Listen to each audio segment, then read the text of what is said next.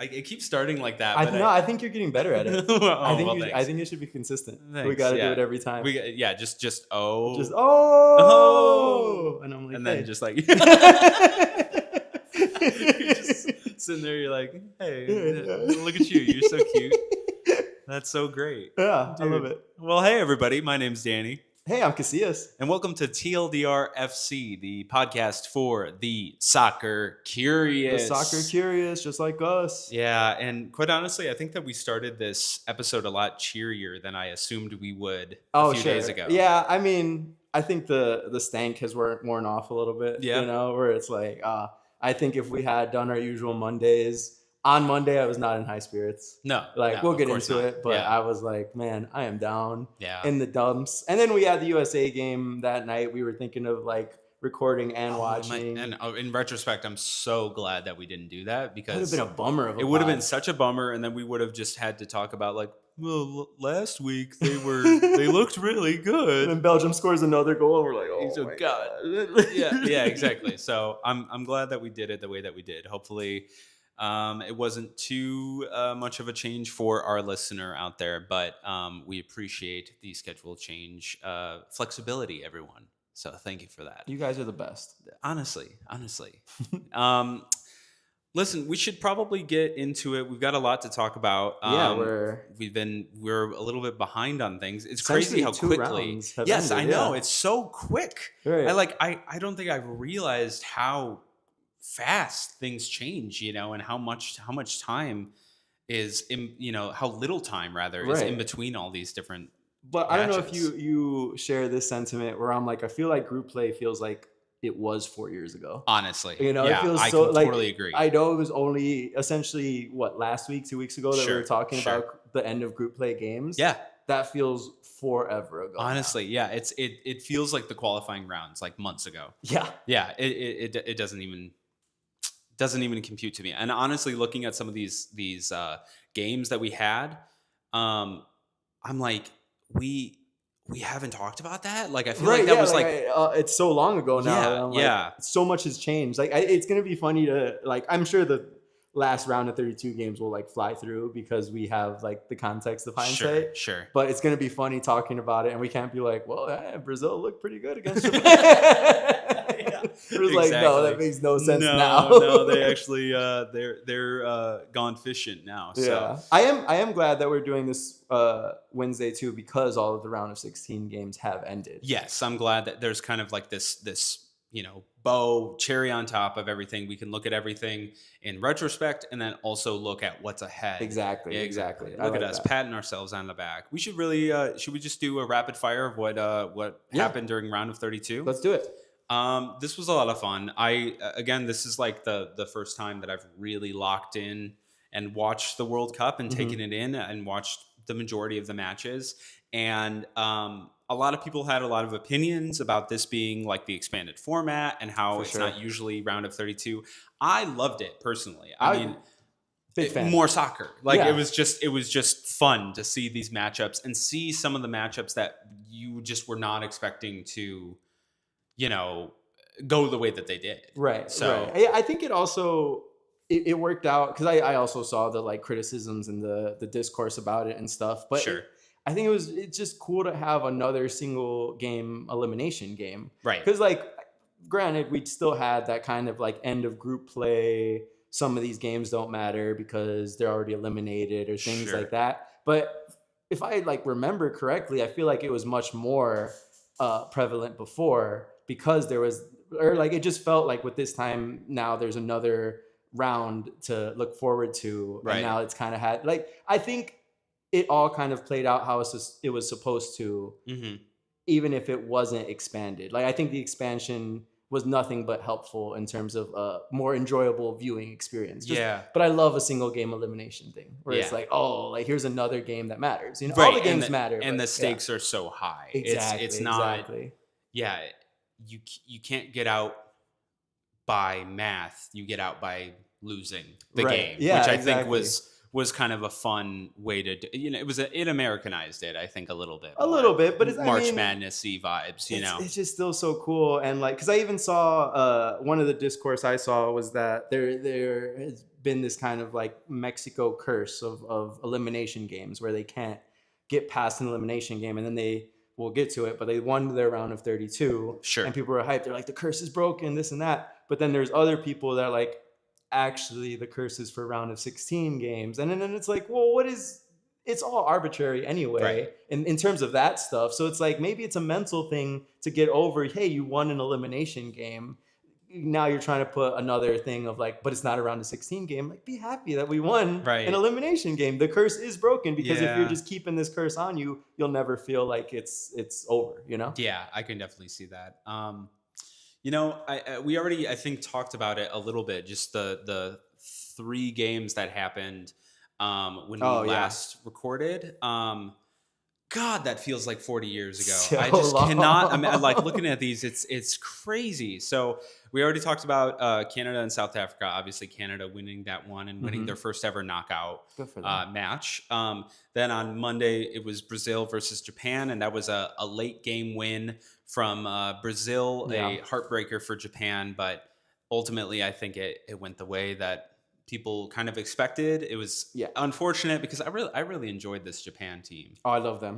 Them, just their vibe, cleaning up after the stadiums, and just how they played too. They were really cool team to see. Very energetic. And then we touched on it, but the Paraguay versus Germany upset. Yeah, that I feel like set the tone for what was to come. Later in the round of 32, which was surprise upsets and just late game dramatic, moments. Loved it. And then of course, that same night, Netherlands loses to Morocco, which is also I think yes, but I think ultimately a far closer matchup. In terms of skill, but ultimately. Still a nail biter and still a fantastic. I mean, that's I guess the one thing that it's a pro and a con about the expanded format. Is that you have these teams, Japan, Netherlands, ones that you are kind of could see making a run, that are quickly stopped. Germany, I forgot to even mention. Like you could see them making a run and then it ends so abruptly. But that would have happened with the round of 16 anyway.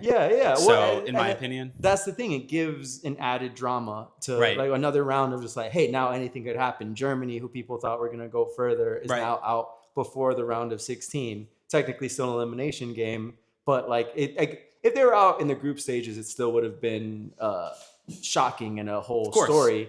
But this kind of drama of this one game of like, oh, Germany just probably thought they had it in the bag because it's Paraguay. But then you lose in penalties and you're like, hey, you're out now. Like, that's it. You're done. And it's same thing with Netherlands, Morocco, where I think I told you this after the game. I thought Netherlands, they were kind of my dark horse to go to at least like the semis. Really. Like I didn't think they were going to win the whole thing, but I don't know if you saw that, like, I think it was a German mathematician where he had like predicted the last 3 World Cups or something. His prediction this year was Netherlands. Really? This was before the thing. It was just he took into account like population size, kind of like sports education systems, and all these things that kind of the powerhouses still had big leads, but he saw something in Netherlands and especially this team. I don't know, it got me when I watched it. I was like, you might be. He's got science. You on might his be side. onto something, and then they lose in penalties to Morocco, which.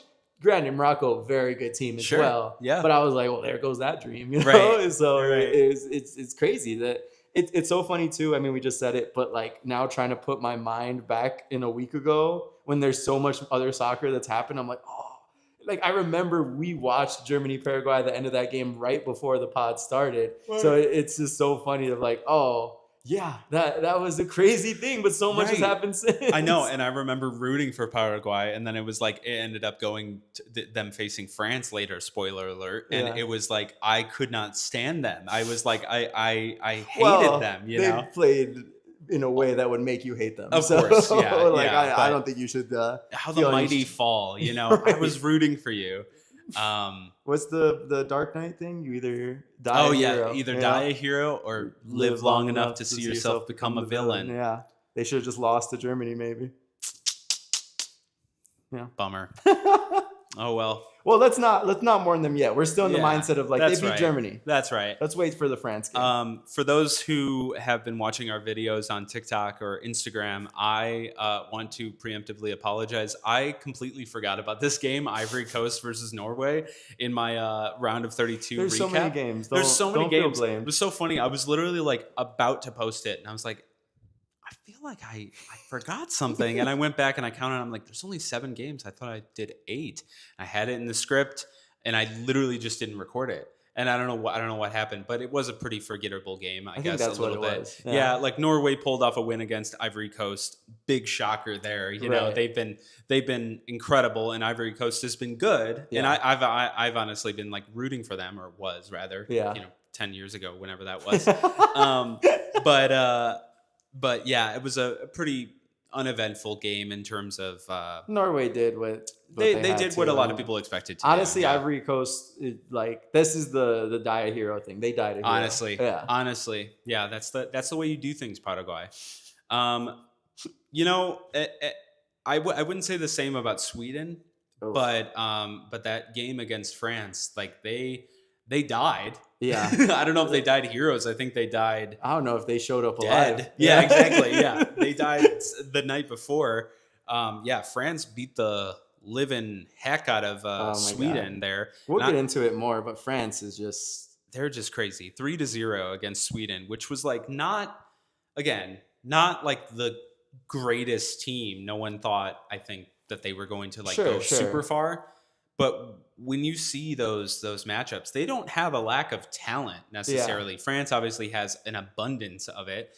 But yeah, just like they are, I keep using it, but scary. Like I just feel like they have an answer for everything. They can play every way. Like any way that you want to attack them, like how Sweden attacked them was different from how Paraguay attacked them. And they were just ready for it either way. It was like, yeah, we're still gonna win this game. Yeah. We're gonna just play our way and we're gonna get through it. I still don't see a way to beat them. I don't know. We'll see. I guess it has to be like a destiny thing at this point. Honestly, like they're just so clearly far ahead of everybody. But it's just still everyone has something that I was like, you don't know. You don't know what could happen. But you see them and you're like, this is clearly the team that it's their cup to lose, kind of. For sure. That's how it feels, at least. Yeah.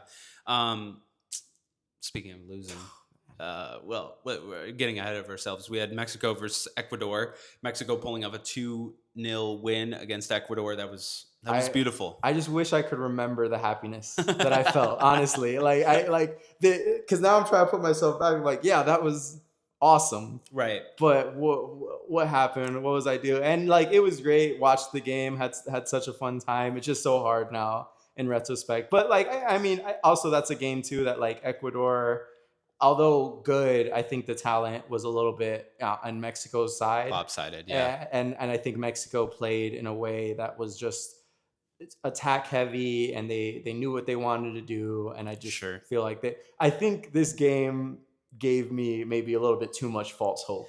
Yeah, and I feel very similarly about the USA game the next day. Yeah. Where the lack of goals on the other side of things, I feel like created this heightened false sense of reality of actually, that seems to, in retrospect, be a little bit more on the opposing team and not rather because of the defense, 100%. I couldn't have summed it up better, because I think after this game going into, we'll get to it, but the England games, we've had clean sheets. No one has scored on us. And that was just in my head of okay, yeah, England is much better. They're probably going to score on us. But if we can keep this going of maybe just get one on you and we could get two, you get into that mental gymnastics of what could happen. Exactly. And then, in hindsight, you're like, well, maybe the teams that we played just didn't have the best offenses. Yeah. And we were able to keep them scoreless. And then when we finally face a team that has a dominant offense, it's kind of harder to keep. And we'll get into it. They tried their best, but it was exactly that of no one can score on us. Right. We have an ultimate defense. This is what this is what we can hang our hat on. But really, we should have looked at the opponents. So definitely. Yeah. Totally agree there. Speaking of England, they had a scare against DR Congo. They were losing this game for I want to say the better half of 75 minutes. Yeah. Um, This was not for 75 minutes, but by the 75th like minute, they it were was still 1-0. And then they had 2 unanswered goals to win the game. Harry 2 Kane 2-1. basically at the buzzer. Yeah, right? Like, yeah. that was Harry Kane that was game. the guy. Who else? Yeah. And then Belgium versus Senegal was a similar thing where Senegal was winning for the majority of the game, 2-0, and then at I think it was the 85th minute, Belgium scored their first goal. 89th minute, Yeah. Belgium scored their second, and then in stoppage time, Belgium scored their third and won it. They didn't even have to go into overtime. It was ridiculous. I remember, but I also forgot, and I guess I never put it into context that's so funny that both, England, who faced Mexico, Right. and Belgium, who faced the United States, both almost lost their game prior. I know. Like what kind? It's kind of a sliding doors moment of like what could have been in those situations. But we're in the reality we are now. But that's just so interesting. I didn't even think about that. Like, wow, both these teams won at the last minute and faced the teams that we were rooting for. That's right. Yeah. And you want to pour one out for your guy? Yeah. DR Congo. Yeah. I gotta give all the love to Lumumba. Lumumba Vea, I think is how you say his name, but or at least the guy that he brought a lot of content for us. He did, yeah. And he was really cool. I'm gonna miss him. I appreciate all the work that you've done. And do you know how old he is? I have no idea. I hope he's back for the next one. That would be nice. Yeah, I hope DR Congo is back for the next one. That's a great point. They're one of those teams that I think has not Small had country, and they haven't had consistent success.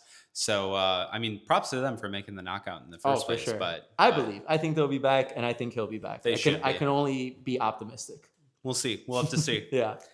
Then we had, of course, as we mentioned previously, USA versus Bosnia and Herzegovina. Two USA and Bosnia and Herzegovina 0. So that came from Balogun. He had a great goal, and then was eventually sent out on a red card, which at the time I thought, oh no, this is really bad, and this will be the reason why we lose to Belgium. and well, before we get into that, sure. did you feel the red card was deserved? You know what? I've seen a lot of discourse about it. Yeah. I think that it could have gone either way. Yeah.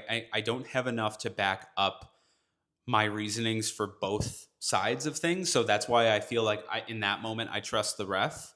And I think that that's where it should have ended, is that the ref makes a decision. It's controversial, whatever, but then it remains that way. Yeah.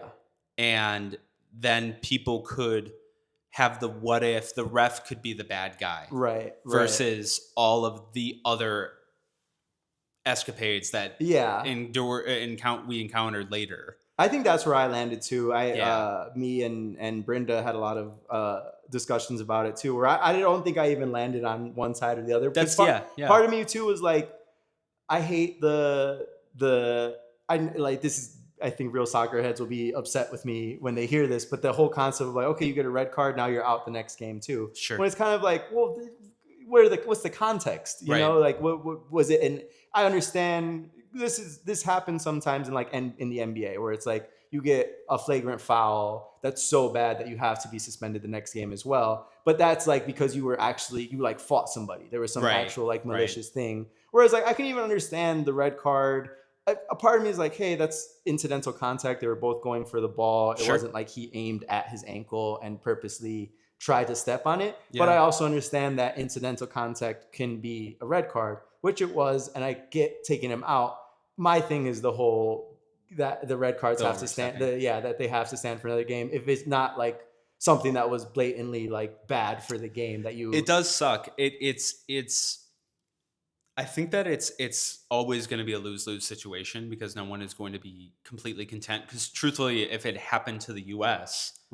and Bosnia and Herzegovina got to go on, I would have been kind of pissed if this guy didn't sit out or whatever. And that's part of like the issue, I think, is that like the rules are the rules, no matter how stupid the rules are. Yeah. And so as much as I believe that it was incidental, it wasn't malicious. He Yeah. seemed incredibly guilty and sorry about it, Right, like right. feeling that way.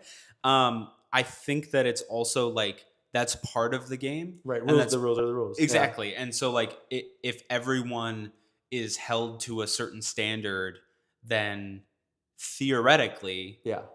that is going to be like dealt with no matter who you are, no matter what you do. It is like textbook that is not allowed or whatever, and then it prevents people from doing it in the future or being less like the play changes. Yeah. Like I think a good example is like I remember watching a video, it was a commercial for the NFL in the 70s, and the majority of the plays that they showed in the commercial were completely illegal nowadays. People stepping on backs, whipping people with like their grabbing their face masks and stuff that like nowadays they call immediately and there was no question about it or whatever. Yeah. It changes the game. And so if you have everyone expected to do a certain thing and then something happens, intentional or not, then it has to be dealt with, because then there are other people who have taken that rule into account and have changed their style of play to prevent that from happening. So I guess that's kind of like where I land on it, whether it's intentional or not. I feel like it has the right to be punished. Obviously VAR and like instant replay and stuff is a super new thing when it comes to soccer. And I feel like that's where a lot of people are having an issue with it, is that it seems so foreign. But us coming from an Americanized, like everything is in slow. All this stuff, I feel like it doesn't seem too crazy to do. We'll get into another controversial VAR use later, but it's I think ultimately, like whether or not it was the right call, I think that it should be left to the ref, because there are other calls that are. I mean, I'm even thinking back to that Mexico game. Yeah. The first one, South Africa. Oh yeah. And it's like they gave out 3 red cards, and as you said, like it almost seemed like they had a quota to hit. Brenda had a theory that after that they talked to them of like, hey, let's cool off and let's chill. And I think that's the thing too of like it. I think the refs have an incredibly hard job. I don't want to like crap on the refs or anything like that. They're working hard. They're running around the field too. They're trying to see everything that they can. Right. I think that's a big thing of people's criticism, is that there is a bit of inconsistency. Yeah. Where that Balogun play, people were saying like Messi did the same thing in a group play game, or I think someone else did a similar thing and it wasn't called, but then you see another game where it is called. And then that's the thing, like sometimes you just can't call everything. When you see it, you got to call it. Right. And it becomes this kind of now discourse of, oh, there's so much inconsistency. And I think the VAR is meant to help with that. Yeah, like that. It's like, oh, even like, hey, we could look back and make the decision. It's just there's so much going on that, if the call is made, the call is made. And we got to just move on. The refs are doing their best. It's so weird too, because I see the people who, and these might not be the same people, but one of the most famous moments in World Cup history, from my understanding, is it the hand of God? Hand of God, yeah. Which is Diego Maradona having a handball that looks at the, from certain angles that he hit it with his head, but it's kind of clear in retrospect that he hit it with his hand into the goal, winning against England, and then eventually winning that year's World Cup with Argentina. Right. That is iconic and controversial for plenty of reasons, because they didn't call it back. Right. And now we have the complete opposite, where there are certain goals that are scored or certain plays that happen that lead to something, and it's called back because of rewinding. Right. The actually, we saw that this happened before. I was like, well, that doesn't. I don't know. There's a lot of people who are now mad about that, and so it's like, and like I said, I don't know if it's the same people, but it does feel like there is not a consensus, because a lot of people are like, well, that's not what football or soccer is like all about. Yeah. But then there's a lot of people that complain about stupid stuff not getting called, and so you're never gonna. It's always going to be a thing.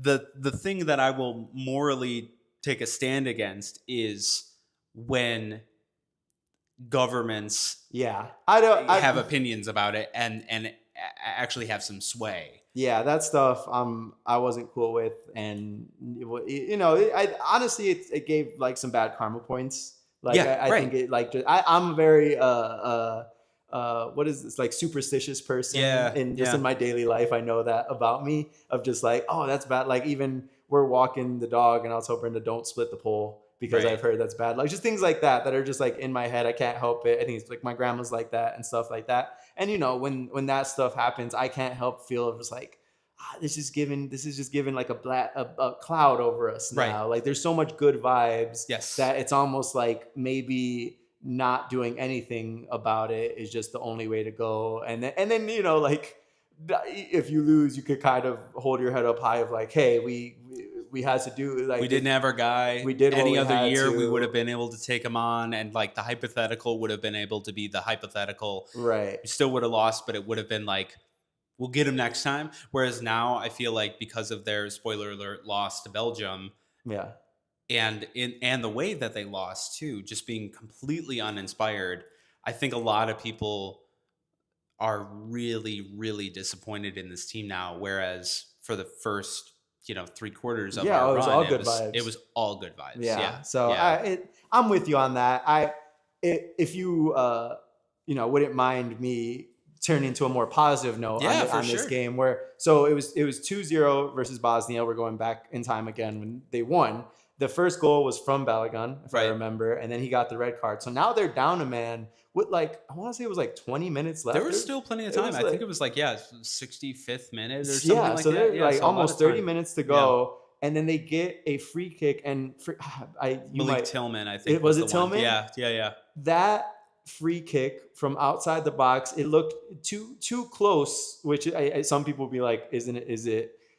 And free kicks in a penalty kick, it's just you and the goalie. Free Right, kicks, it's wherever the foul took place, and if you're a little bit further away, you can kind of arc it. right. It becomes a little bit easier. But if you're just like kind of right outside the box, it's really hard because, unlike a penalty, the opposing players could form a wall. Right. So they form a wall so that they're also trying to block you, and then that you also have the goal. You basically have just way more obstacle with the free kick. Sure. Sometimes it's better to just cross a free kick into and try to get a header. If you're in a good spot and you've practiced it enough, you'll go for the goal. Who hit it again? Malik Tillman. Tillman. Yeah, yeah, Clearly, he's a free kick specialist, because also in the Belgium, Belgium, yeah, that was the he one got goal. one. But I just want to shout out, that goal was so good. I saw like a sports science kind of breakdown Yeah. of how difficult it was. Basically, it basically was like he shot a toothpick through a keyhole. Was how hard insane. to get it over the wall, because I think it just grazed like the hair of a player, Right. and then it was in the one corner. The wall is also a gift and a curse because it blocks the goalie from seeing where Sure. the ball is until it's past the wall. Mhm. So he kind of has to just hope it hits the wall of players. But when it doesn't, now he has to make the reaction. He does get to it. It hits his hand, but it's just such a good ball that it's just perfect that it hits his hand but still goes in. And I just want to shout that out, because It's that really beautiful. I that mean, was cool. that and talk about momentum. Yeah. Whether so if we're getting into the Balogun thing, like, this win, obviously with the cloud of Balogun being out for the next game, Yeah. I feel like there was this mentality at the end of the game where it was like, we are going to fight and band together, and we're going to step up, 100%. and we're going to endure. We're going to be the underdogs. Yeah. Even though a lot of people don't consider us that, Yeah. we're going to be the underdogs. We have something to prove. And I guess the way that I can like compare it is, imagine you're in the middle of like a race car race, Yeah. whatever. And they're like, hey, you're driving really fast. It's great. One of your tires needs to get replaced. It's like wobbly or something. And so then we'll replace it. And hopefully you'll be able to get through the race. Yeah. Okay, cool. Yeah. When they go to replace the tire, they're like, also, we added this turbo boost to it. And it should be really fast. Yeah. It should be back to, you should be fast. You should be even faster than you were gonna be. Yeah. And also we fixed up your tire and you're back at full strength or whatever. Yeah. But go ahead. Yeah. It's like, I don't see, then you got to figure out the turbo thing. You got to like, Right, you're adding adding different this whole element Yeah. to the race where you were already doing pretty good. you needed to compensate for something, but ultimately you kind of saw a path where it was potential, like you could at least put up a good fight. But then you got this whole other thing, and then you end up losing like, in sixth place, Right. or Yeah. something like Because that. you couldn't get used to the new adjustment that Exactly. you had to make. And I think that goes with the kind of karma points too, Right. where at the end of that game, like we feel slighted. We're like, oh man, we got this red card, shouldn't have got this red card, but we still won undermanned. Right. And we have this like vibe of like, okay, it doesn't matter if they're against us, we can still get through it.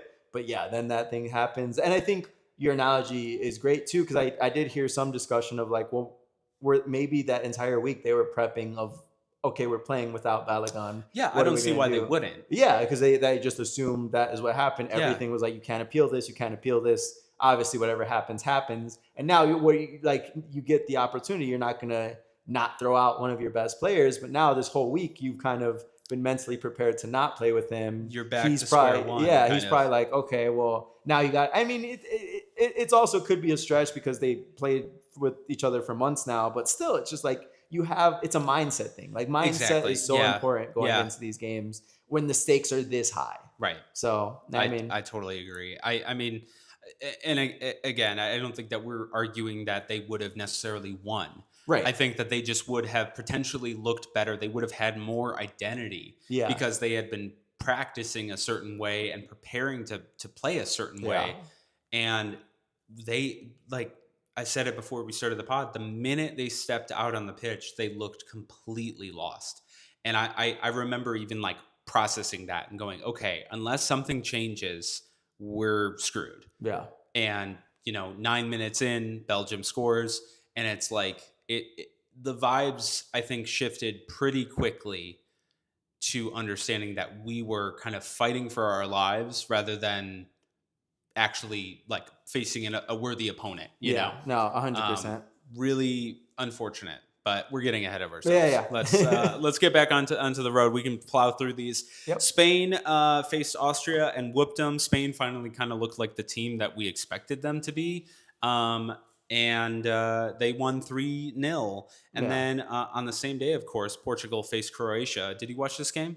I don't know if you were able to. I didn't. I wasn't able to catch it, but I did see the stuff afterwards. This was also a game where the whole VAR stuff. And I was rooting for Croatia, so it just kind of sucked to see, and like it was just, I don't know. Like that's another thing. It goes hand in hand with what we were just saying of like, I mean. It's the call. The call is the call, but also like that was so cool. Right. And like the same thing of like, I saw. I keep seeing this one meme of like, what is? I don't think it was for VAR. I think it was for offsides. Of like, oh, Americans don't understand offsides. Yeah. Just think if something super cool happens, offsides means it didn't. So it's like that's the thing that honestly. Like Croatia. We were just talking about Belgium and England scoring these like last minute goals to like tie it and I'll go overtime, and like it was the same thing. Croatia gets it and they're like, actually no. Actually, he touched. Yeah. So if you didn't see the big dilemma was that there was one of the players for Croatia was involved in scoring an equalizer in like the 96th minute. It was so right in stoppage time. There was no time on the clock left, basically. Yeah. And the VAR argument was that the pass was touched by someone as it was making its way towards the goal and would essentially reset the offside rule. So if the ball is in the air or is being passed, the person who is involved in kicking the goal, and also I think in most cases just anyone on the team, if anyone is offsides, then it is essentially like as long as they are, onsides when the pass is kicked, then it's good. Yeah. You're in the clear, and it's definitely like. You got to have a lot of finesse and some timing, so it takes a lot of skill to do. And that's why you see it called back so frequently over just very minimal moments of like, oh, his, head was slightly offside or his foot or whatever. I've seen it. I don't know if you saw this, that apparently this is this particular World Cup is the closest amount of distance that they've ever given. Like even in the Premier League, they'll give you like some, like you could have like kind of a toe or something, but this is like even the Croatia game, it was like a hair follicle, Literally, basically. yeah, yeah. So it was, yeah, that's crazy. So it was passed to this guy who eventually scored a goal. But in the process, one of the other Croatian players was attempting essentially to either pass or score, head the ball in to the goal. Hmm. And there wasn't a super clear shot of him doing it. It really didn't look like he touched the ball. And if he did touch the ball, then essentially that person who was originally not offsides would then become offsides because the ball was then put. And That is where the ball is then placed. That's probably the most roundabout way of explaining it ever. I think But he like, did it well. but it's like when you touch it, it essentially negates that offsides rule. Right. That is essentially like where it takes place. So if your offsides there, it doesn't matter because like that's the new spot for it, and that's essentially what happened. Yeah. So their argument was that there was a sensor in the ball that picked up a touch before it hit the ground. Hmm. And so that would have been his like hair follicle or Right, whatever it might right, be. right. And it was a little unfortunate the way that it was run because I think that as much as the tech is so useful at times, it was also like, wait, what just happened? Like there was a lot of questions Yeah. watching it. And so I did feel like it got in the way. And like if you were watching it based on just the video, it would have been anybody's game. I understand why they called it back because it, like, at first glance it does look like he touches it, Mhm. but then in the slow-mo you're like, oh, it doesn't really look like he Yeah. touched it at all. And so it's one of those games, and then of course it ends the game and you're like, okay, game over, and you're Right. like, shoot, you know, Yeah. like we could have One had of the most overtime. exciting things Exactly. to happen now is and it'll die to history. Except, I mean, to like Croatians, it'll live forever. Oh, of course, yeah. But but for the most part, then 2 World Cups from now, it'll be like, oh, you remember that Croatia game? Yeah, It's gonna be so. Whereas it could have been one of the iconic World Cup moments. Yeah, gone to overtime. Yeah, exactly. So it's kind of funny. I'm similar vibes with like the Balogun thing, where it's kind of like I trust the way that it happened. Unfortunately, like the call is the call. The call is the call, but it does kind of seem like, if you're spending 2 minutes on trying to figure out if his hair touched the ball or whatever, like, is this what the game is all about? Right, if it's not super obvious, like perhaps just let's maybe move on because you didn't call it originally, so. No, I'm with you. Yeah, I think I'm also like I like Croatia. I think I got to pour one out for Luka Modric. Yeah, one of the greatest midfielders to ever play. Did so much for his country. Croatia, a country that doesn't have, without him, as deep of a World Cup history. Yeah, brought him to the final in 2018. Yeah, and a semifinal. I forget. I think the World Cup prior. Yeah, or was it the semifinal? Maybe no, he had gotten to a final and a semifinal. Okay. So but just a lot, like so much, and that's not even including all of his club trophies, and sure. because he's played for Real Madrid, and he's just one of the greatest to ever do it. But he's older now. He's in this group of players with like Neymar, Messi, Ronaldo, who he played. Of like, this is clearly their last one, and so it's just kind of like sad to see it end like that. But you gotta appreciate the career that he's had, especially for his country. He's absolutely just one of the best. He's super cool. Yeah, and somehow Ronaldo was able to pull off a win with that one too, with a penalty kick. So somehow, yeah, good for him. He'll get his due. Then that night we had Switzerland versus Algeria, 2-0 Switzerland. So yeah, kind of funny. Austria and Algeria had that one game that they both got that's right, and they ended up just both getting out. And right, so hey, what are you gonna do? You made it to the round you wanted to. That's right. Yeah. Then the next day we started the day with Australia versus Egypt, and this was a tight game that ended up going to penalties. They were tied 1-1, and Egypt eventually was perfect on penalties and won the game straight away. There was I don't know if you saw this. There was one of the players who took a penalty kick for Australia was like their 18-year-old.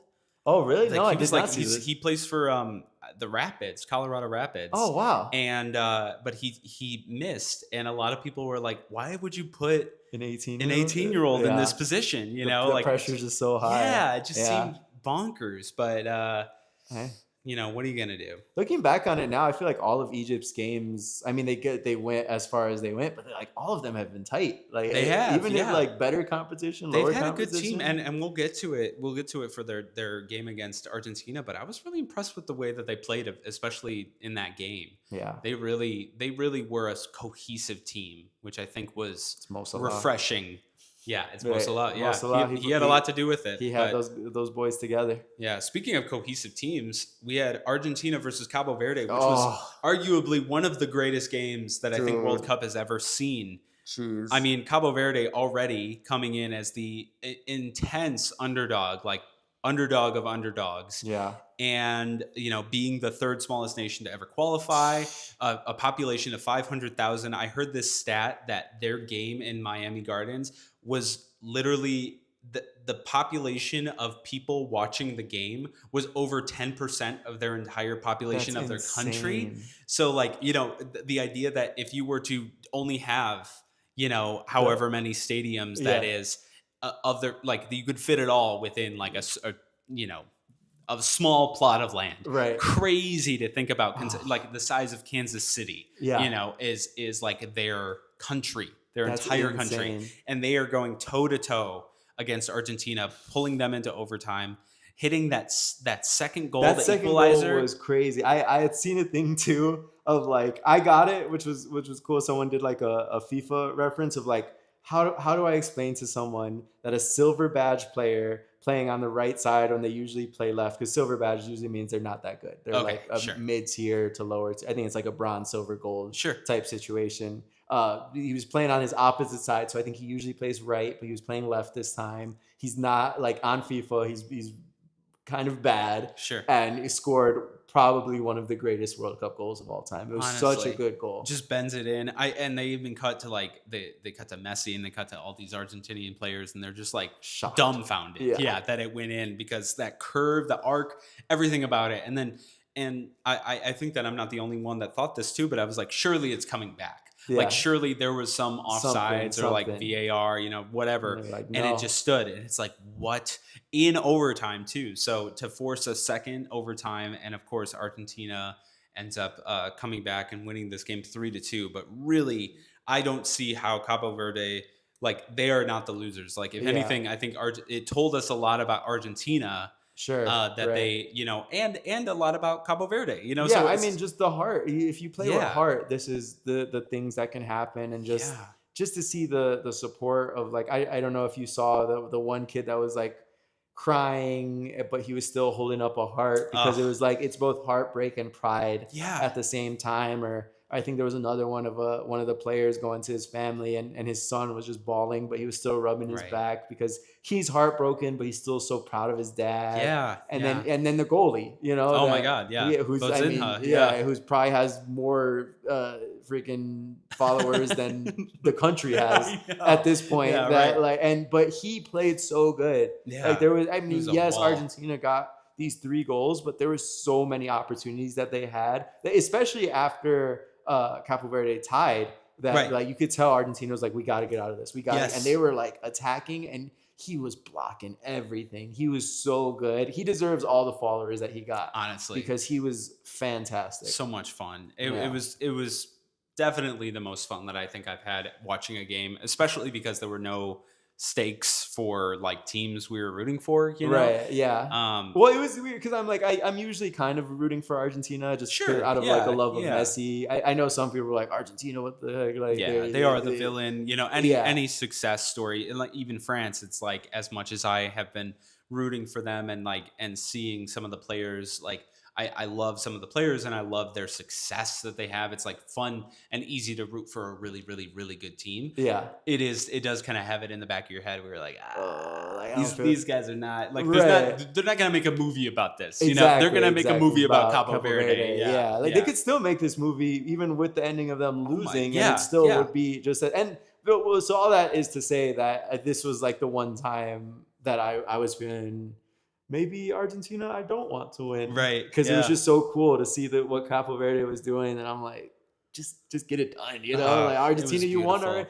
All of this too with Argentina, at least for me personally, I think we talked about this a couple pods ago. Sure. Whereas last World Cup, I'm like, Messi needs this for his legacy. He needs this. Yeah. Or this is now all just like house money, icing on the cake. If they win again, I'm like, okay, Messi's like, especially what he's been doing in this World Cup, his status is solidified. He's like, there's untouchable, his resume. If he wins another one, it just becomes more untouchable. Yeah. So all of it is just house money that I'm like, okay, if they lost to Cabo Verde, I would be hyped despite my love of Messi, just out of the fact of this is so cool, and Messi doesn't need this one. He already has one, you know? So absolutely. Yeah. Totally agree there.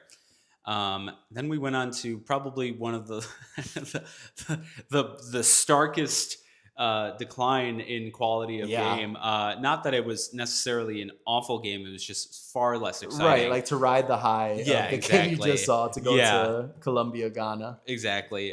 Colombia, Ghana, Colombia scoring, I think, in the 9th minute or 14th. I don't know. So, something like very early, 1-0, and it remained that way. Yeah, it was just like, hey, we did our job. Let's make sure these guys don't score. Exactly, yeah. And Ghana had that same plan, it seems, but didn't quite figure out how to score. So hey, oh well. And that was the last round of 32, right? That's right. Yeah, that's round of 32. Hey, good round of 32 for the World Cup. It was beautiful. I loved it. Round of 32 is probably like the happiest I was. Right. Watching. I think now looking back, I think I had more fun. I'm nostalgic for round of 32. Everything was more positive. It was absolutely.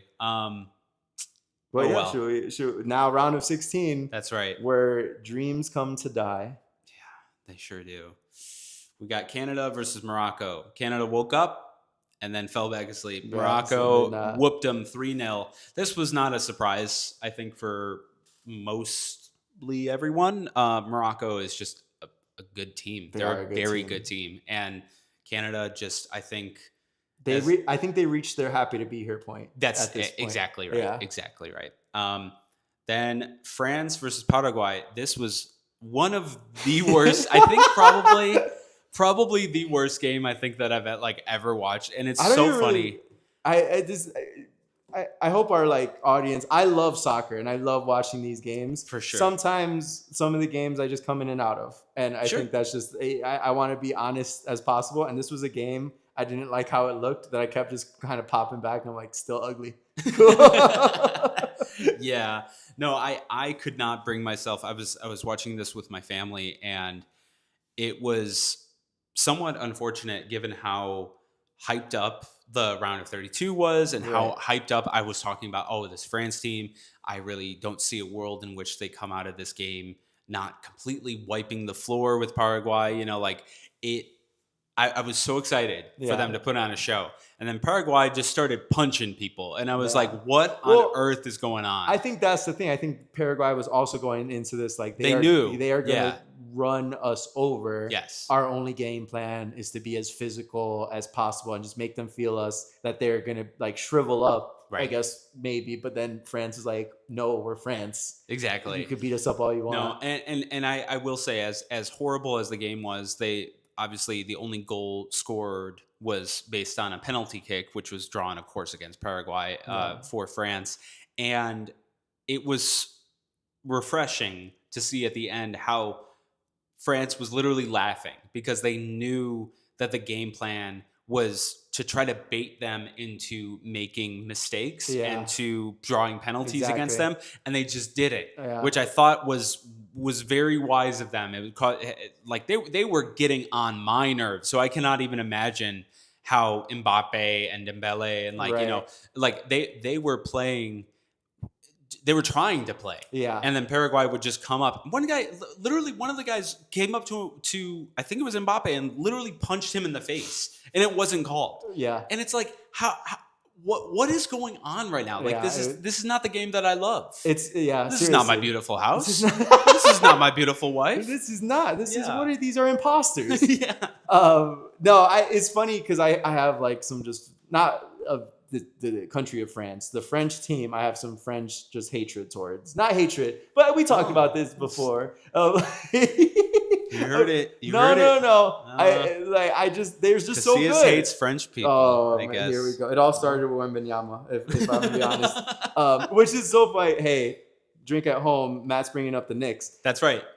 But I do You're done. think basically Paraguay's tactic is something you do with a team that's young. And I feel like Yeah. similar to the Knicks championship, where it was like the Spurs were a young team that they were like, let's try to make them make mistakes, which they did, especially towards the end. That's why they were able to make these crazy comebacks and stuff, because that was just a young team, and the Knicks were a more established team, had been through the run around of it all, Sure. that they were able. And I think Paraguay was like, oh, we're going to force them into mistakes, not realizing the French team is just so stacked, so filled with professionals. And they've been here. That's part of it too, is that it showed the immaturity that like at this level that you would go for tactics that seem very bush league. Like it did not seem to align with the World Cup. You do that with a round of team 16. that just has young players that are just like excited and running around that are gonna make mistakes. These French players are not gonna make mistakes. They're Right. of the top of the country, of the tournament. Right. That it's like you can't. Like I guess in a way maybe Paraguay left with like, hey, we just didn't want to lose 5-0. And they only got their score off of penalty. They didn't win, but I feel like if anything, it was probably a worse result, because now people will not respect them. Why did you play like that? People might have been like, oh, they were outplayed, but now people are going to be like, that is forever tainted. Right. And now I'm not even thinking of the Germany game. Yeah, it's funny. It's like the round of 16 became like evil. Thing. You live long enough to see yourself become a villain. That's exactly right. Yeah. And bummer.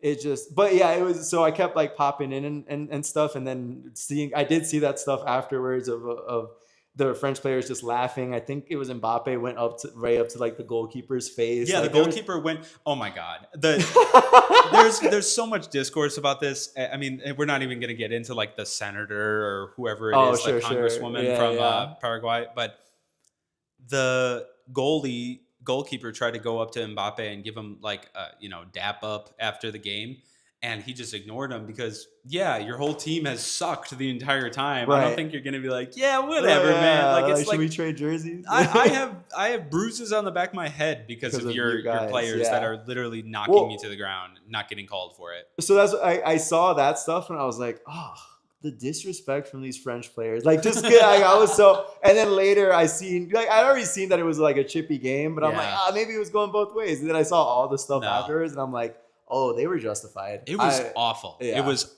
awful. Like we were, and again, I said I was watching it with my family, and they were all like, "Is this what soccer is?" I was like, "No, I swear this is terrible. Don't trust me. Yeah.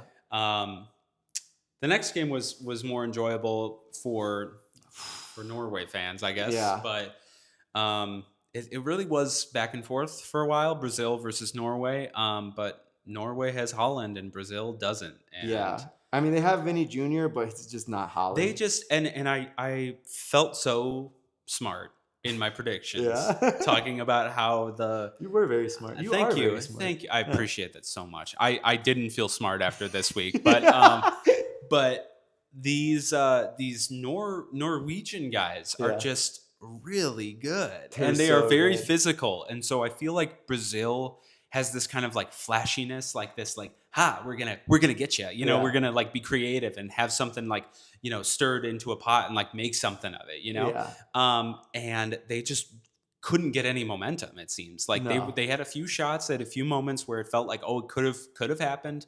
They had a blocked penalty kick, and it was feeling like, oh wow, like this early in the game, like Norway, you got to watch out, they're coming, but it was, what was funny about it too was that like the two goals were of course from Erling Haaland, right? Surprise, and they were exactly what I think everyone expected him to do. Yeah. And so it seemed really foolish for Brazil not to have been.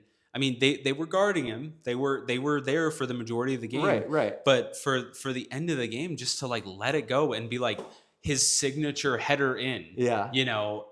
For one of the goals, and then the other goal, like you just pass him and he nutmegs you, and it goes right through to the end, to the bottom corner.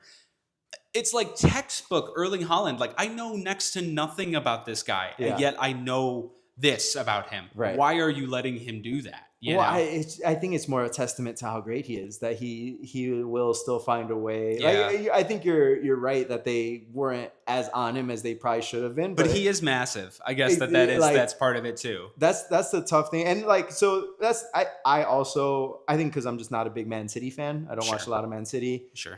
Haven't, like, for a while. I also don't have like a big relationship with him through like FIFA, which were most of my players that I like. I have a relationship with, but we know the name. I think if you're soccer adjacent or have been soccer curious, you've heard this name and you know that he's good. Of course. I just think he is hitting this kind of prime of his career, that he's just so good. And I don't want to get like struck by lightning or anything. I'm not comparing him to Messi. Sure. But I'm sure you've seen this video too of like, there is just moments where I think Norway,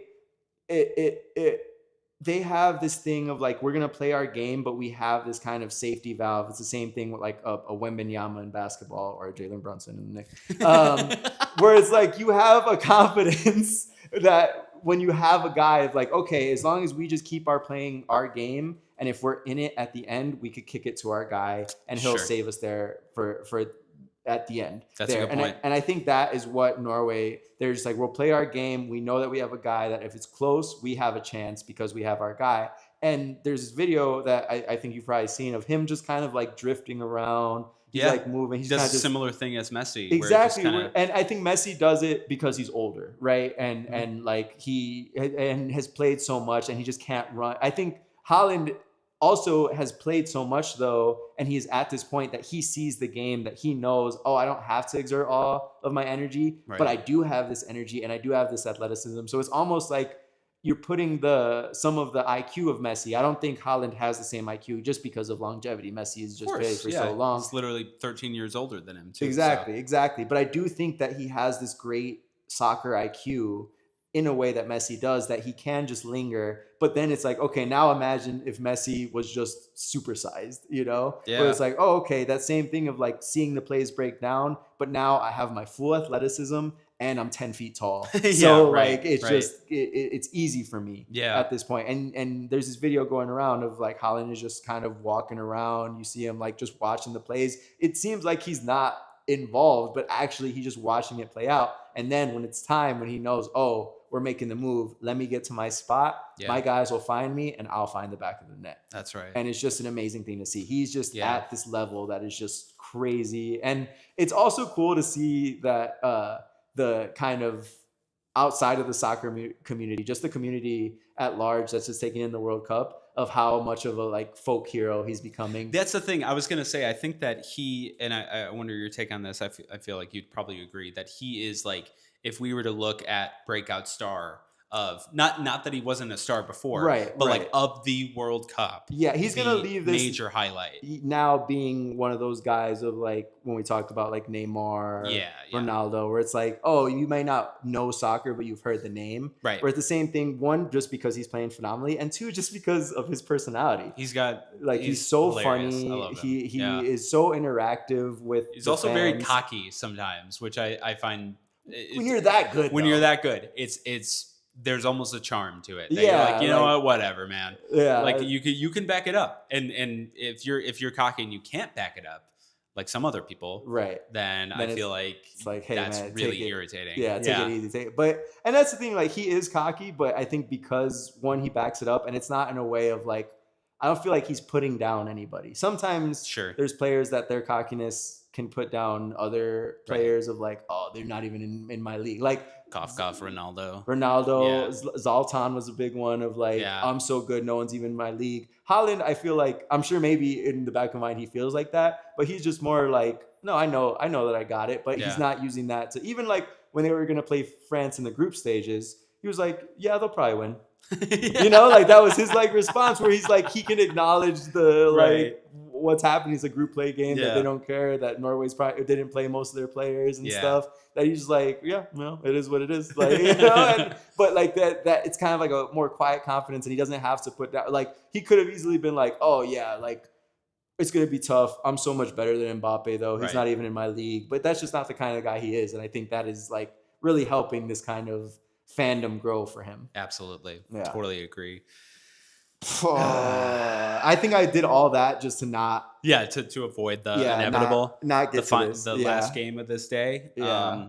You could say the score and then right. then let me clear out for a second. Just I got to talk on some stuff. Then we had Mexico versus England. Oh my gosh. In Azteca. Oh. England 3, Mexico 2. Heartbreak. Mi corazón. Oh my god. Mi corazón, dude. mi corazón. No, it Ay, like caramba. it. I'm trying to get back into the mindset of how I felt before the game, where it like nerves were high. I texted you in the morning of like I'm stressed out, but it was the delay didn't help too. It just was like it was. So I work on Sundays, but it was gonna work out that I was gonna get out before the game, and I did. Got picked up. We made it home right on time, and we were gonna like walk the dog, pick up food and a couple of drinks. And what was nice, I think we got there 30 minutes before the like assumed time of start, and they said it was going to be delayed. So I'm like, oh, okay, we got a longer walk in, got the food, just got like a 6-pack of Modelo's.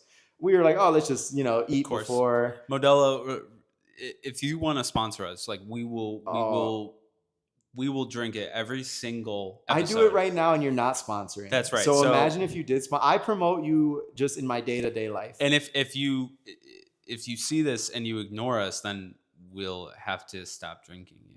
Okay, he'll stop drinking. We're not going to stop. Yeah, nothing will make me stop. No, that's right. That's right. Well, so that's the funny thing too. Like since we get back, we still had like 45 minutes to the game. We're like, let's just eat now. But we're so anxious that we were just like, but the game is gonna start still in like 10 minutes. We've already, of the 6-pack, I've drank 3 beers. Brenda's drank 2. We have 1 left. The game hasn't even started yet. So I'm like, okay, I gotta go get more. Yeah. And I'm rushing. It was funny. There's a Mexican restaurant right by the liquor store, and they were also. I had to stop because the anthem was playing, so I'm just right there, just like watch the anthem, hearing the Azteca just going crazy. And beautiful atmosphere. And so that's all, and I make it right in time as the game starts. And now we're just locked in. We're watching this game, and it was a great game. Like there's nothing to be said other than like it was so good. Clearly England, you could see the talent on their team and how good they were, but Mexico just had this heart, and you could hear the crowd just trying to will them. Yeah. And it was up until 36 minutes, it was still like kind of like Mexico had their chances. Raul Jimenez had like 2 great headers that were so close. His headers were on target so well. Like Pickford was on it too. He was on it. He was locked incredible. In. Yeah. And they have history with each other. That's right.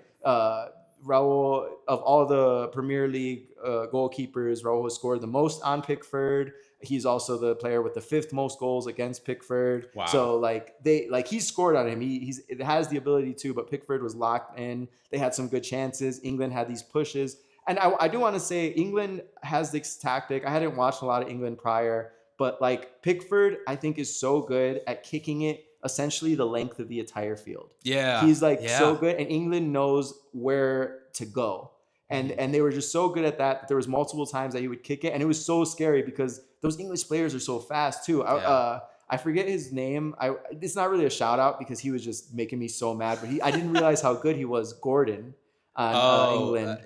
And there's this hilarious video. I don't know if you saw, of the Mexican coach at one point of like kind of a dead ball situation. He's like, hey Gordon, and Gordon's like, look, and he's like, hey, fuck you. And then he just like laughs. But like that's how I think all Mexicans felt, right? Because he was so fast and he was so good at just kind of breaking through and trying to get crosses in. Yeah. And eventually, Jude Bellingham in 2 minutes at the 36th minute, which was like same thing. They like get into our side and were able to cross it, and he just has a great look at goal and he gets it. And then I think the stadium kind of had like a mute button on it. It kind of like there was a little shell shock. I feel like Mexico felt that, and England pounced on that right away. They immediately take the ball back, run it all the way down, and Jude Bellingham again scores. And he's only the 3rd player in World Cup history behind Toni Kroos and Kylian Mbappe to score in under 100 seconds. 2 goals, a brace in under 100 seconds. So like that guy is so good. Him and Harry Kane, who their last goal was the thing I was talking about, where Pickford just goes the entire length, kicks it the entire length, and then Kane is able to outrun everyone, get the ball, and our goalie, Rangel, he comes to try to like block it, but is not there in time and fouls Kane at the penalty, and Kane gets the penalty, and they go up 3-2. And it was just they are just such a good team, but Mexico played their hearts out. That it hurts, but it was still like cool to see them fighting. And it was also like you talk yourself into other things too, where the Mexican team in a game that mattered, they hadn't lost in the Azteca, which is in Mexico City, Mexico's most historic stadium, in 13 years. Like since 2013, they had not lost the game in there. So it's that kind of stuff. But England was just ready for the moment. Jude Bellingham, I know is one of my cousin's favorite players. To people that like enjoy soccer, it's very similar to the Haaland thing. Yeah. Where I think he will also come away with this, especially who knows what is next to come with them, as like people will be like, hey, this guy, just a major athlete, is just super good. They were former teammates, by the way. Did you know that? And they played at Dortmund, I believe. Yeah. But I didn't know that until this week. I saw that they look so young too. I know, because they are. Right, well, they're young now, so like, of course, and just to see that is like, oh my gosh, it's crazy. But like he like a part of me like wants to hate, but I can't, because they were just good. And like it wasn't like there wasn't way back when Mexico lost to Netherlands and there was the no era penal thing. I don't know if you ever had seen that, where it's like they were called for a penalty when it was clear that he kind of just threw himself. There wasn't any of that where it was like we were slighted anyway. If anything, that was another thing too. England got a red card with like 30 minutes left. And local hero Brian Gutierrez. Oh yes, us with that. Harry Kane, former Chicago Fire player, and that was after Guti had just got in too. That's right. Yeah, so, he pulled it off, and I literally texted you. I was like I knew he was gonna. And that was awesome. But so they had like 30 minutes where England was down a man, but they were just able to like hold it. There was no. I was getting frustrated because I just kind of felt that we were crossing it aimlessly. Yeah. But I think it was just because England was so good defensively that there was no way for us to get in the middle. I was watching with Ashton, and I said from the beginning, I was like, I think that England is one of those teams that is going to let you pressure them, and then they respond. Yes. They aren't going to make the initial first blow, at least based on the few games that I've watched of them. Their tactics right now. Right. DR Congo coming back, or whatever. And it was exactly that. It ended up being that way. And they obviously they didn't come back from it. They were always like in the lead throughout the entire game. But they had this defense that I think rivals anything, and makes me incredibly excited for their matchup this next week. 100%. They are so and a lot of people call it haram ball, where it's just like nothing happens. I feel like if you have a really good defense that isn't just fouling people all the time and just ends up being like a wall, I think that there is still a chance for the games to be very entertaining and enticing to watch. 100%. I think that the concerns that people have are frequently based on like no one is able to gain momentum. But if you have an offensively gifted team like Mexico has been in this tournament, obviously against opponents that probably don't compare to England, but if you have a team that is pretty gifted in that realm of things, and then a really good defense, that is going to create a matchup like this.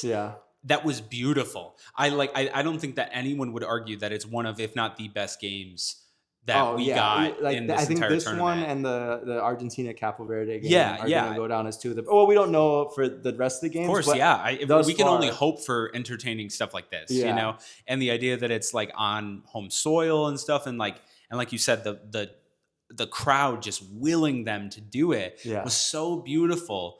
I mean, they were really. It was such a beautiful game. And that's the thing. Like, as sad as I was and still am, it was just like still cool to see that like they went out fighting, and it was a fight with a powerhouse team that like they had a chance. And and that's the thing. I think everything what you're saying is 100% true, and I think Mexico knew it. I think especially when they were able to get those breakaways within 2 minutes, it's like, oh, if we try to go in and they get the ball from us, they can turn it on like that. Right. They could turn it on so fast and be over there before we even know it. And I think that's why they were playing in a way that's like, all we can do is cross and hope. And Raul was so close in all those headers that it was, in a way, a good tactic. Yeah. But I think it was also because they're like, if we try to dribble into the middle where we have technically a better shot at goal, it'll be gone. They're going to steal it from us and we're never going to get it back. I agree. It's going to go and we're going to be down 2 goals. Yeah. So I think Mexico was like, our only chance is to cross and hope for a clean header. Yeah. And I think England was like, well, we're going to be parked in here and it's going to be hard. And if you want to drive in, we're going to try to steal it and we're going to outrun you guys. Make it 4-2. And so it was honestly a chess game that was like super fun, but like I get like it would have been more fun if I didn't have rooting interest, right? But it was still it was amazing, and I'm proud of the guys, and it was cool to see, and it is what it is. The last thing I will say is that Gilberto Mora, who is our 17-year-old wonderkind, and he played a good amount. And he was looking for his goal. He was trying, but like he's gonna come away with this. I already saw that like Liverpool is interested. Like there's a lot of suitors. Like, and even like in the next 4 years, he'll only be 21, still not even at his prime, but better. So all that was like very exciting. And I don't know if you saw this. But I had seen this video maybe like a couple weeks ago. This was before the World Cup. He was being interviewed, and it was like one of those rapid fire questions, like, oh, what is your favorite cereal? This and that, whatever. And one of the questions, like, who would you most want to play with, or something like that? And he said Jude Bellingham. I guess Jude Bellingham is like one of his favorite players. Yeah. And I don't know if you saw, as they were leaving, they're going like down the stairs. And like Jude is next to Gilberto, and he gives him like a pat on the back, like basically like reassuring him and stuff. And I don't know, I can't read lips. It seemed like he said something. I don't know if he asked. Yeah. But I think Gilberto was like, "Can I get your jersey?" And Jude right away just takes it off, gives it to him, and he's like, "Wait, I need yours too."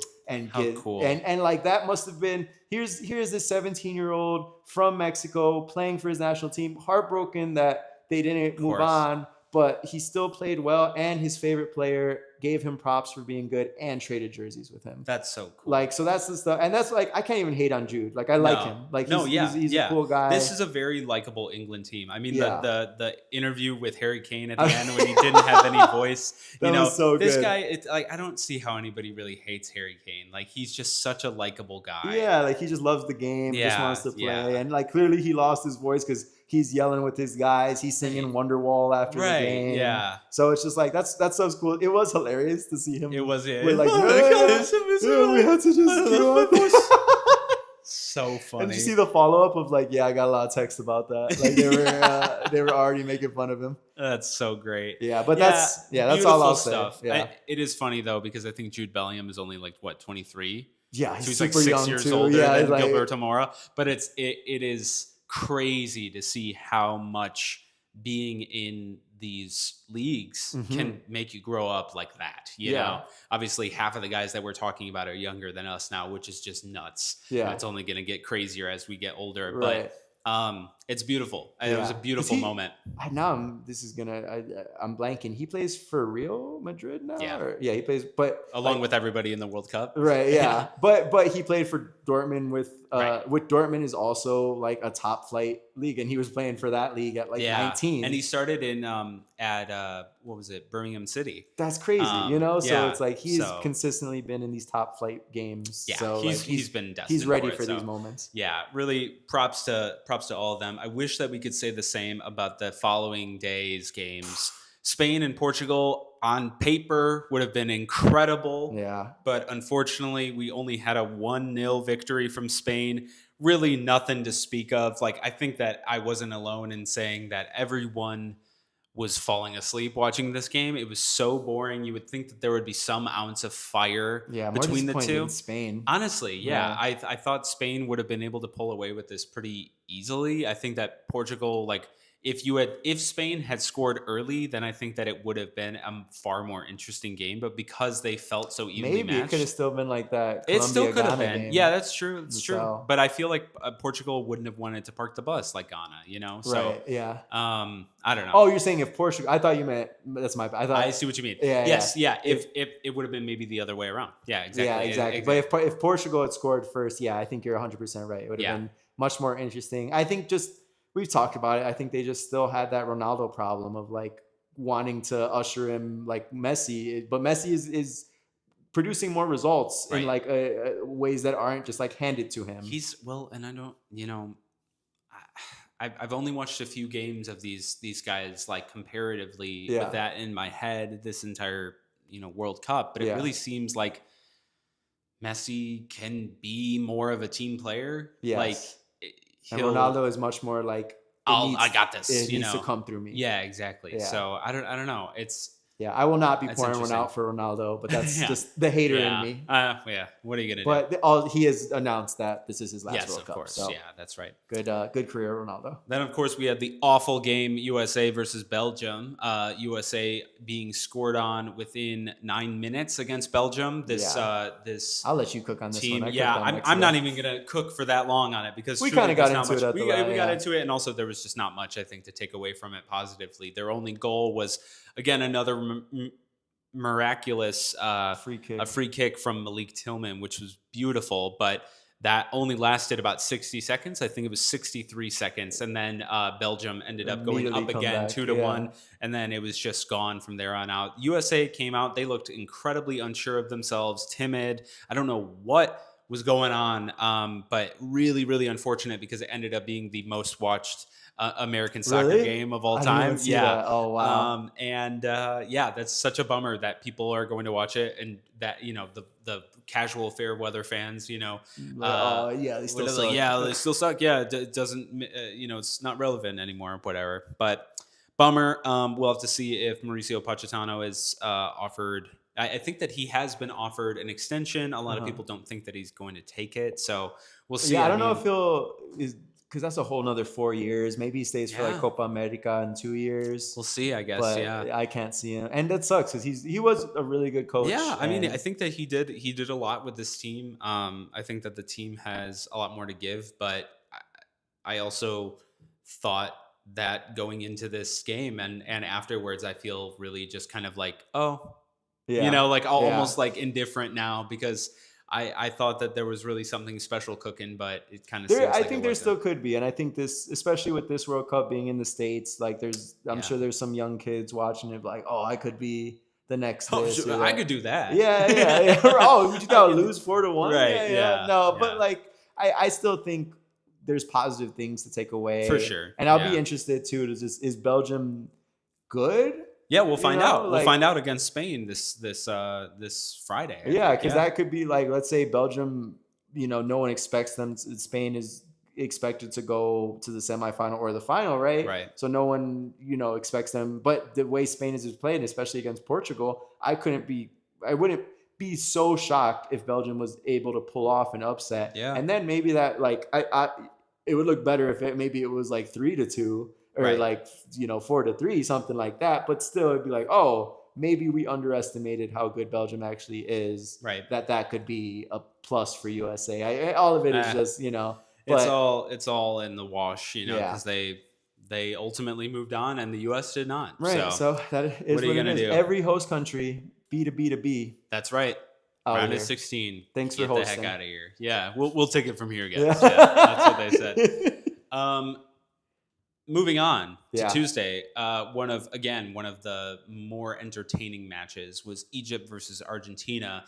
Egypt up 2 were they? It was 2-0. Yeah. 2-0 until like 79. Yeah, and then within 13 minutes, Argentina scored 3 unanswered goals. So a really unfortunate result for Egypt, who was about to pull off one of the greatest game winning furthest they had ever been. Exactly. So by no stretch was I think anyone disappointed in where they ended up, but I think that they were disappointed in the outcome of the game because for so long it seemed like they kind of had it in the bag. Right. Yeah, that's almost a heartbreaking because more heartbreaking thing. It's very similar. I mean, same score as England, Mexico, where but I think that one, especially once England went up 2-0, it was all like kind of a fight to get back in it. Right. And then they get the penalty. I'm bringing back Mexico again. Whereas this is more like, Egypt had it for so long, but then Argentina has that, especially Messi, that inevitability to them of like,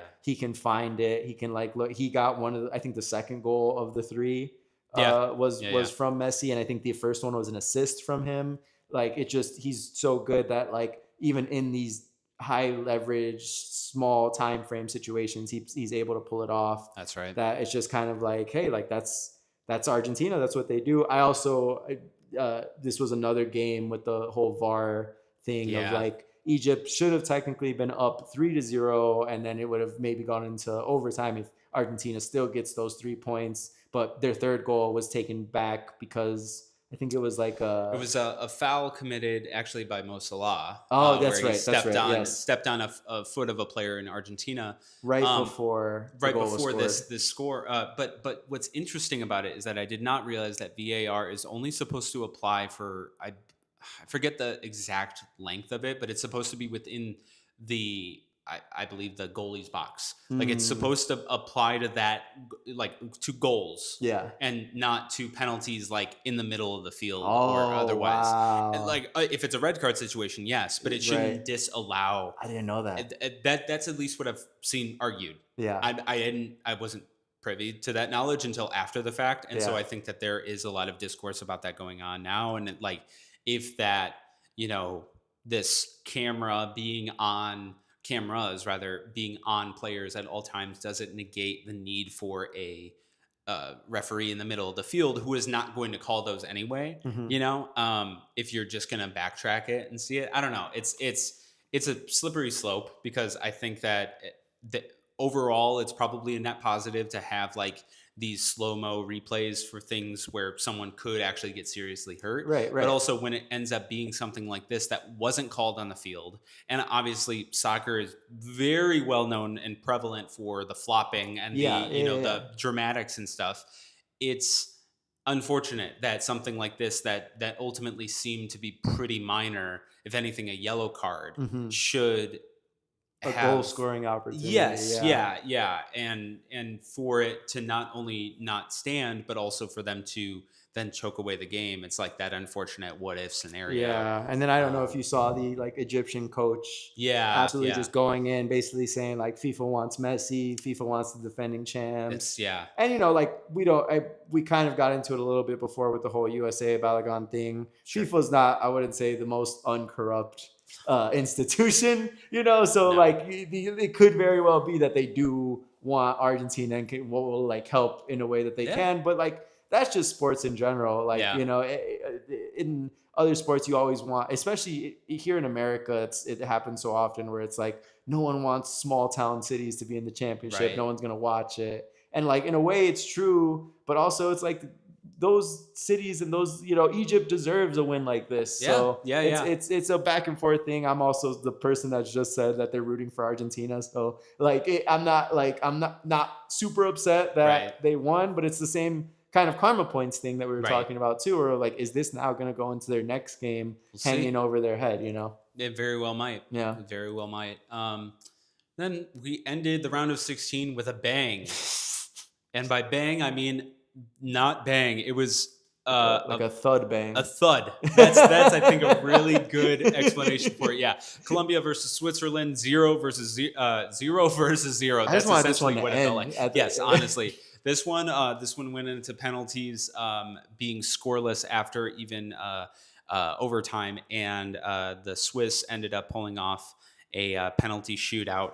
And it was like, you know what? By then I was like, whatever. Yeah. Like, I predicted Colombia, but I think it would have been the better matchup against Argentina. I think that it's like, you get honestly to a point how they where played. like, I think it's the exact same matchup. honestly, they were. It's like, in unstoppable force meeting an immovable object. That's exactly what this game was, and kind of an unfortunate way to round out the round of 16, but what are you gonna do? Yeah, I mean, late game on a Tuesday, at least honestly FIFA was probably like, we're glad this was the last one. Just get it over with. Honestly, well, that brings us to our portion of the show called Guys, Name, and Dudes. Do you have a guy that you'd like to name as your dude of the week? It was Jude Bellingham with him giving Gilberto Mora his jersey, and just his general demeanor about it all was cool. It's crazy. Him and Gilberto Mora, Raúl Jiménez, Quinones on Mexico left with 4 goals was just absolutely, and like there was so much discourse about him because he's originally from Colombia, moved to Mexico when he was 17. Oh, that's right. Yeah. To play for a Mexican team, and that kind of push and pull of like, oh, like, is he Mexican and that, but like for him to just so clearly embrace the country and the country embrace him. So it's all Mexican dudes and Jude Bellingham for me. Absolutely. Absolutely. I think that there's two guys for me as well. One being the obvious pick, Erling Haaland. I think that he's just been on fire, and it's been so fun to watch the excitement build around him. I think that it's as much as it's been so fun to see Messi and to see, Mbappe and like all these other players that we're obviously very familiar with. Yeah. It is fun to see a burgeoning star and be a part of that initial 100%. rise and of hype that I kind of missed the boat on for the previous ones. But you're on it now. That's what matters. That's right. That's right. And my other guy that I need to shout out is Jordan. What is his name? Jordan Henderson. Yeah, Jordan Henderson. He was playing for the English team. Yeah. He did not get any minutes. I know. I was like, was Jordan Henderson? got a yellow card by yelling on the bench. And at the end of the game, he went to celebrate with the team, jumped over one of the billboard signs on the side of the pitch, and broke his arm. So I think that he's got to be the first player to play 0 minutes and get a yellow card and an injury that ends the season. So that was hilarious. It was one of the funniest things that I think I've ever heard about. I could not believe he jumped over the fence. I know. Yeah. Just really unfortunate. Good shout out. Get well soon. But just one of the funniest things I think I've heard about throughout this entire tournament. That's awesome. Do you want to give us a little bit of a rundown for Norway before we get into predictions? So you brought up Haaland as your guy. So as much praise as I had for England, I am not rooting for y'all anymore. Y'all beat Mexico. So we're gonna Danny will let y'all know the games that we have coming up. I'll just give you one of them.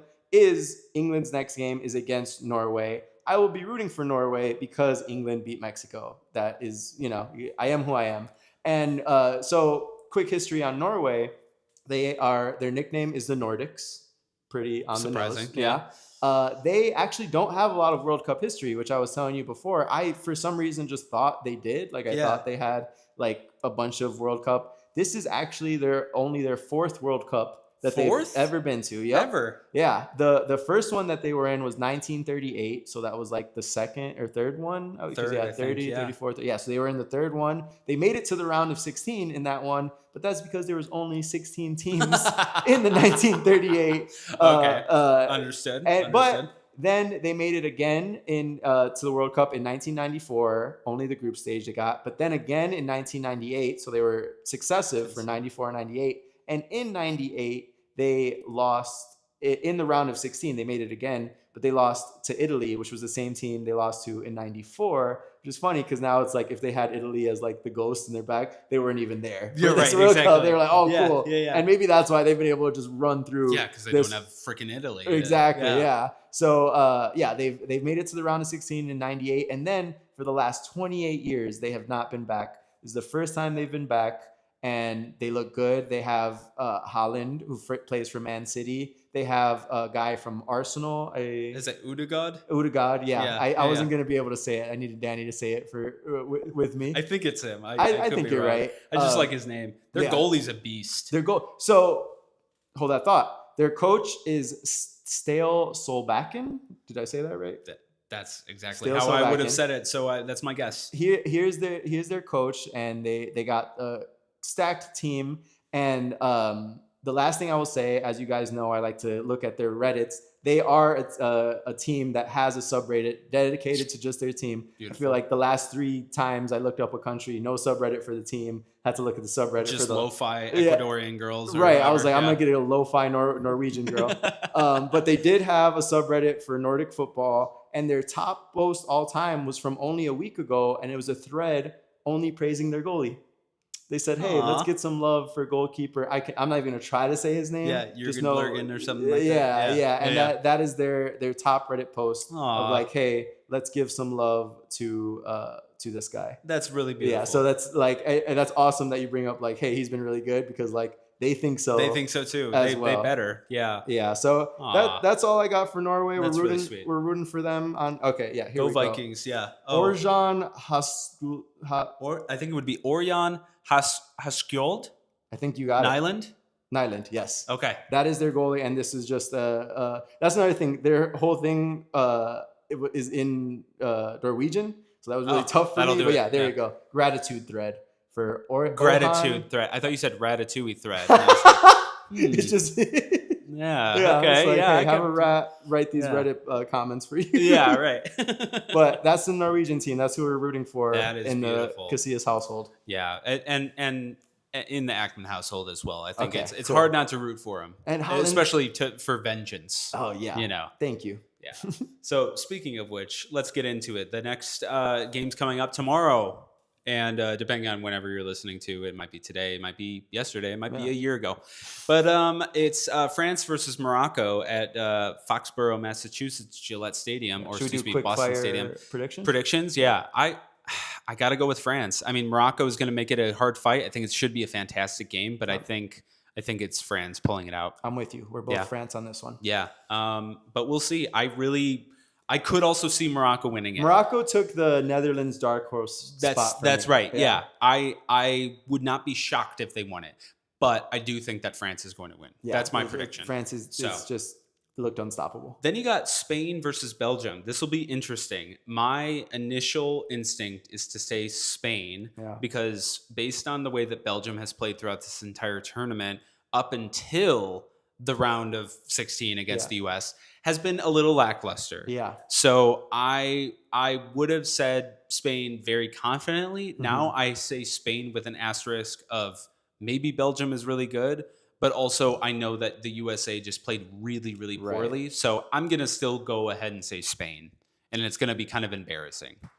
Not an embarrassing loss. It'll be embarrassing for the US to be like, oh, right. We would have been wiped the floor. Yeah. I think Belgium is going to carry this with them. You think so? I think they got confidence, and I think Spain.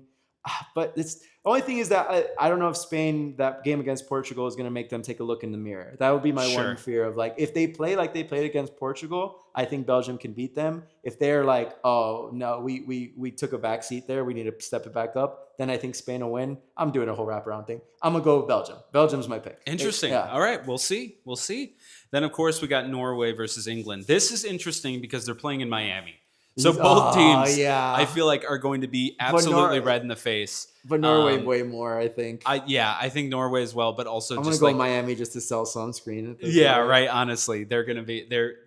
Oh man, the fans are just going to be dying. Yeah. They were talking about how when Norway was first playing in Boston or Foxborough, they were needing ice packs on the sideline. I think you told me this. When it was 70 degrees outside. So I cannot imagine what the temperature is going to be like in Miami. This will be a very interesting game. I'm very excited to watch it.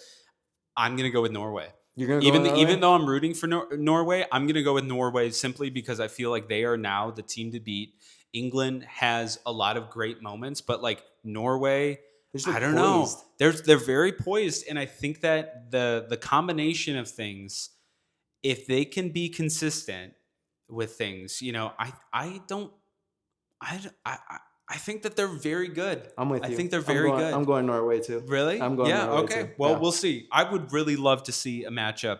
If I had it my way, I would love to see a Norway-France final. Yeah, that's what the group thing, they were just not. They had already made it. Exactly, yeah. And they had a C team basically against the France A team. See the actual thing. Yeah. That would also be kind of cool because they're from the same group. Right. So that would be kind of interesting matchup. I'm with you on that. I would love to see it. And then we got Argentina versus Switzerland. I feel like Argentina. I feel like Argentina. There's not, but Switzerland at this point, I think they're very much happy to be here. Where they're at. Yeah. I think they've reached the point of happy to be here now. I think it'll be really interesting to see if these two past games with Argentina were flukes. Yeah. Where they came out thinking, oh, these teams are going to be a lot worse than they really were, and we need to put on, press on the gas.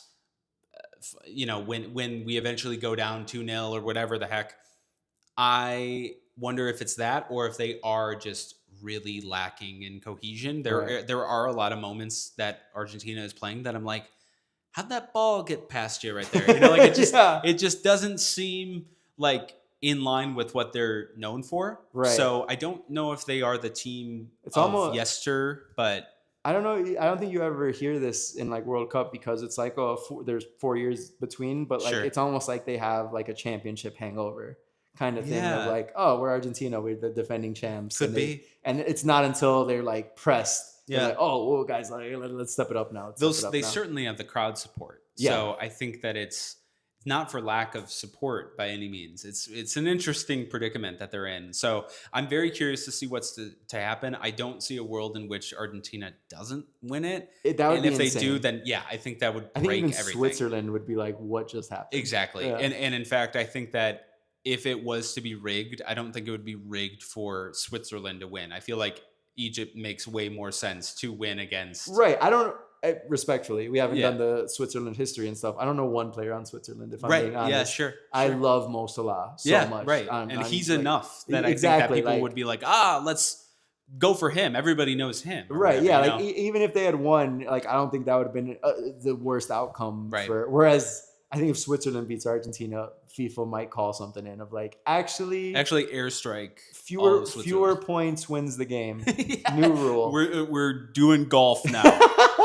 Like negative points. Yeah. So yeah, I totally agree. We'll see if any of those come true.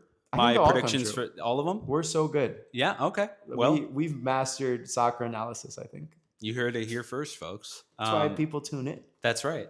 Well, thank you so much for watching, everyone. We appreciate thank it. Or watching and or listening. We appreciate your support. If you haven't already, follow TLDR FC or Football Club on Instagram, TikTok. We've been making a lot of little shorts of things, 60-second soccer or whatever kind of cute names we might come up with. But just keeping our faces in your timeline. That's right. That's always our goal, and in your dreams. So we appreciate the support so much. And by next week, we will have a pretty clear idea. I mean, afterwards, we've got the quarterfinals and the semifinals, and then the final that is coming up right after that. So it's really we'll be able to talk before the quarterfinal, and then after that, we'll have a winner. So boom, that's exciting, crazy. So we got a lot of good soccer hopefully ahead of us. Yeah, and then MLS after that. That's right. Lock in, baby. We're coming at you. We love you guys. Thank you. Love you. Thanks for watching.